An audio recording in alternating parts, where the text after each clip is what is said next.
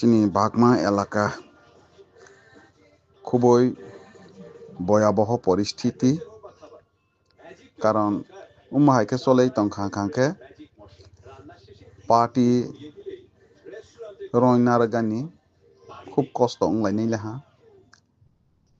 কারণ সাধারণ অঙ্গনওয়াড়ি চাকরি থেকে শুরু খাইয়ে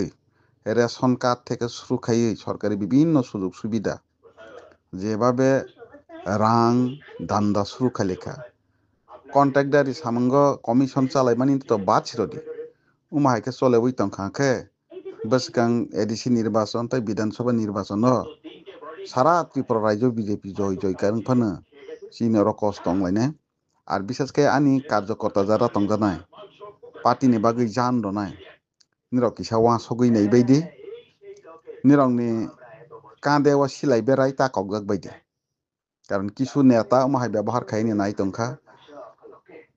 तानि हमाले सरकारि विभिन्न सामों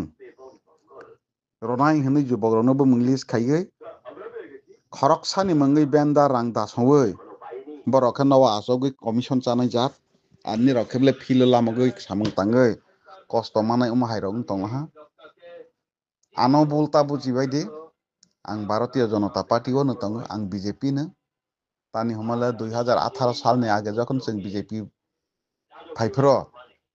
ताबक जारा तंनाय बेसिरबाग नेतृत्व रंनो आफ्रो बीजेपी ओ सिकरिख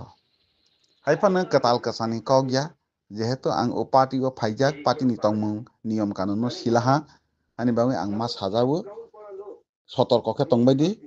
हाय आंखांखे आगामी दिनो दिनै जय किशोर पार्टी मिटिं रावो जेबाबे साजागो आनो जेबाबे बरक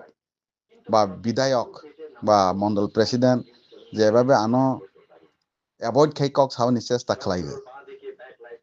निरक इंजांनाय आर आं तो किबो किरिया कारण आं पार्टी खायै मास जानाय हिंबो खाखाया पार्टी खायै बबायनो बुक बिलासिता खायनि हिंबो खाखाया आं गोबैनि फाइथिङाव लरायखायनो दरकार नांखांखांखे आंबो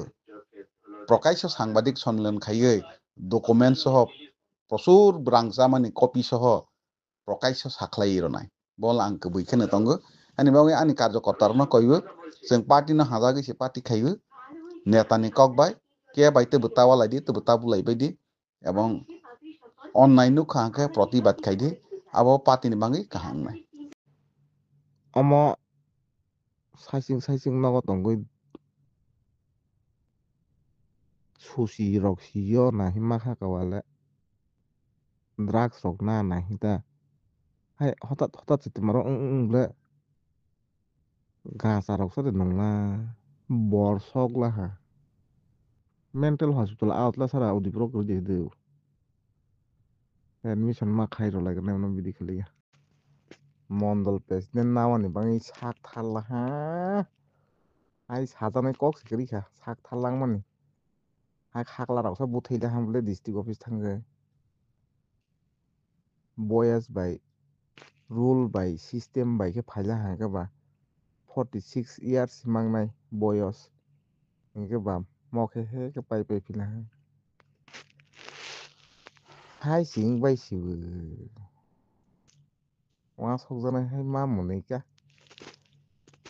राजनीतिनि एक्सपायर पाइ बेला दग बेला बा हाय बेला की काका